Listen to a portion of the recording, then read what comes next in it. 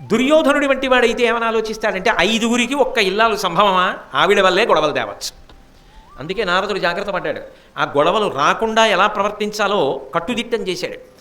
కాబట్టి ఈ ద్రౌపదీదేవిని ఆధారం చేసే విడగొట్టచ్చని దుర్యోధనుడు అనుకుంటుంటాడు. ఇక్కడ ఉన్న 5గురు ఒక్క తల్లి బిడ్డలు కారు, ఒక తండ్రి బిడ్డలేమో, శాసించడానికి ఆ తండ్రి లేడు. ఇక్కడ ఉన్నది ఒక్క తల్లే ఉంది, రెండో తల్లి లేదు. కుంతి పిల్లలు ఉన్నారు, మాద్రి పిల్లలు కూడా ఉన్నారు, కానీ మాద్రి లేదు. కాబట్టి కుంతి మాద్రి పిల్లల పట్ల సవతి ప్రేమ చూపిస్తోందని చెప్పడం చాలా తేలిక, అందుకని వీళ్ళని విడదీయచ్చు అనుకున్నాడు. కానీ అసలు అలా చెప్పడానికి అవకాశం ఉండేటట్టు కుంతి ప్రవర్తిస్తే కదా, అది వాళ్ళ గొప్పతనం. అంటే మీరు భారతం నుంచి ఒక గొప్ప విషయాన్ని తెలుసుకోవలసి ఉంటుంది. మీరని కాదు, నేను కూడా ఒక గొప్ప విషయాన్ని తెలుసుకోవాలి. ఒక ఇంటి భద్రత, ఒక ఊరి భద్రత, ఒక సందు భద్రత, ఒక దేశ భద్రత దేని మీద ఆధారపడి ఉంటాయో తెలుసా? మీరు ఎప్పుడు ఎవరు కట్టుబాటుతో కలిసి ఉండాలో వాళ్ళు కలిసి ఉండకపోతే అక్కడ వచ్చేటటువంటి ఛిద్రం వల్ల ఎవరు అక్కడున్నారో వాళ్ళే నశించిపోతారు. ఒక ఇంట ఉన్నామో ఆ ఇంటి గౌరవాన్ని నిలబెట్టాలి ఆ ఇంట్లో ఉన్న వాళ్ళందరూ. అంతే తప్ప ఒక ఇంట్లో ఉండి అత్తగారు కోడల్ని ఎలా పాడు చేద్దాం, కోడల్ని ఎలా ఏడిపిద్దాం, కోడలి కళ్ళంబట ఎలా నీళ్లు కారుతాయి అని అత్తగారు ఆలోచించి, విసిగెత్తిపోయిన కోడలు ఈ అత్త ఎలా ఏడుస్తుంది అని కోడలు ఆలోచించి, అత్తగారి మాట కాదనలేని బలహీన మనస్తత్వంతో మామగారు కొడుకుని కోడల్ని అదుపు చెయ్యలేక ఆయన బలహీనుడై నిలబడిపోయి, ఎటూ చెప్పలేక చిన్నపిల్లవాడు కొడుకు నిలబడిపోయి, అన్నదమ్ములు వాళ్ళల్లో వాళ్ళు దెబ్బలాడుకుంటే ఆ ఇంట్లో ఉన్న వాళ్ళకి ఏమైనా మనశ్శాంతి ఉంటుందా?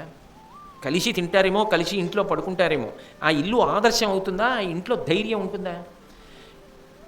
భార్య మీద ధైర్యంతో భర్త వదిలి వెళ్ళగలడా కార్యాలయానికి? వెళ్ళలేడు. అత్తా కోడళ్ళు దెబ్బలాడుకుంటారు. నా కోడలుంది నాకే అని అత్తగారు ఉండగలదా? మా అత్తగారు ఉన్నారు నాకే అని కోడలు ఉండగలదా?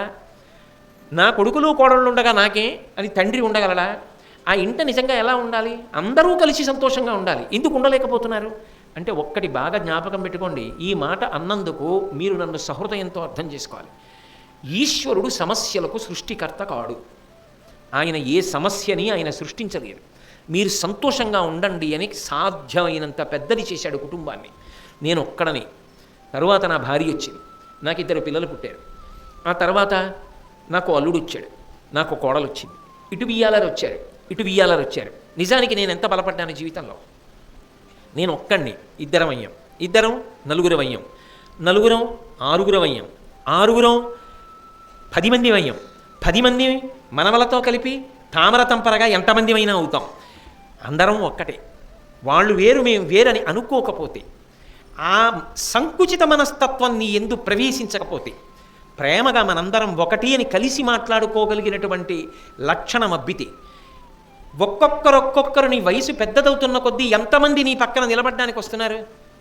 కానీ అది నీ వయసు పెరిగి వృద్ధాప్యంలో నీ రక్తపోటుకి కారణం ఎప్పుడవుతుందంటే దెబ్బలాడుకోవడమే కారణమవుతుంది. ఈశ్వరుడు కుటుంబాన్ని పెంచుకోమన్నాడేమో, ప్రేమగా బ్రతకమన్నాడేమో, కానీ దెబ్బలాడుకు చావమని ఈశ్వరుడు చెప్పాడా? సమస్యలు ఆయన సృష్టించాడా? సమస్యని మనిషి సృష్టించుకున్నాడు.